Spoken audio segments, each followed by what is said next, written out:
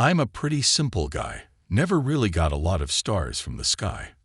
A girl, a small apartment, maybe kids someday, but that's still in the future, and well, that's something we can easily fix, right? My alley is with a stylish, beautiful woman who's always been into expensive things. I could have bought a car a while ago, but I didn't, until I got a promotion at work.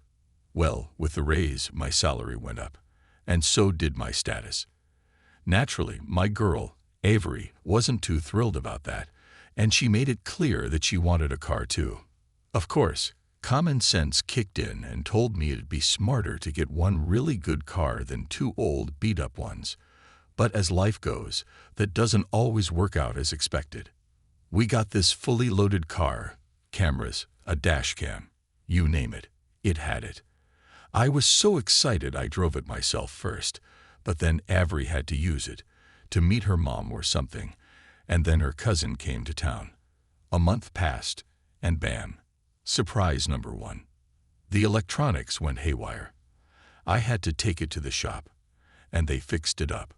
But a month later, surprise number two. The hydraulics went out. We had to stop at the service station again. At this point, Avery was over it, and with a pout, grabbed her bank card and headed to the nearest cafe for coffee, gave me a kiss on the cheek and disappeared. I was left to deal with the guys at the garage. Now, I'm not one to spend too much time watching the mechanics work, but today was different. Avery wasn't nagging, and the mechanic was chatty. I got to adjust the wheel, check out the hydraulics, and then some guy climbed into the car. David, why the hell are you in the cabin? I waved my arms, trying to get his attention. He looked at me, all casual. Who's messing with your wiring, huh? I shook my head. No, I took it to the master. David muttered something under his breath and went back to fiddling with the car like he was really into it. Look at this, he said, pointing at the dash cam with a dirty finger. Does this bother you? I squinted at it. Yeah, the light's flashing, I said, mimicking the blinking with my eyes. And it squeaks sometimes. David frowned. And what's with the shooting in the cabin? Are they freaks or something? Or are you filming for fun? I just stared at him. Shooting in the cabin. What was this guy even talking about? Honestly, what the hell do I need a record of my trips for? It's pretty straightforward. Home. Work. Work. Home. David climbed out of the car and handed me the dash cam footage.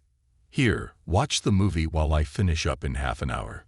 I flopped down on the dusty couch and texted Avery, telling her she had another half hour to work on replenishing my bank account.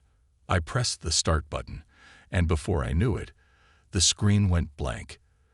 The film turned out to be surprisingly interesting. To be honest, I would even call it an adult film, starring my wife. Why are you so red? David appeared out of nowhere, leaning in close to the screen. His expression shifted to one of understanding, and I could tell he was getting the full picture. He swore loudly. Avery. Avery's voice suddenly cut through the tension in my ear. I turned towards her. What's the deal, huh? A star? I asked, and before I knew it, Avery got slapped across the face. And then another slap, and one more after that. David stepped in, stopping me. Listen, harlot. She's a harlot, all right. That's a sin on her soul. Don't do it, man. It ain't right to hit a woman. I paused, and to be honest, the guy had a point. I took a step back. Go to the apartment, pack your stuff, and be gone in an hour. When I get back, I don't want to find you here. Got it? Avery nodded, wiping the blood from her split lip. I didn't mean it, she said, looking guilty. Get out. Go anywhere you want. But I don't want to see you again, I replied. She slipped through the garage gates for the second time that day.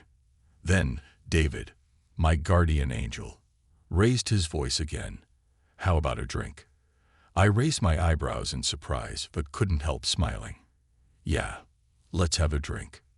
David handed me a large bill and said, now it's just me and you. I slammed the gas and sped off, cruising around the city. An hour later, I was back home.